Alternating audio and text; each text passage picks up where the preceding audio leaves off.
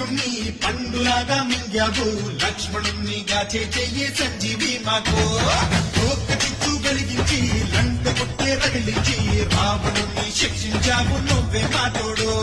శివతేజం నీ రూపమంట, పవమాన సుతుడంట, అంజనం ఆనందమంత హనుమాని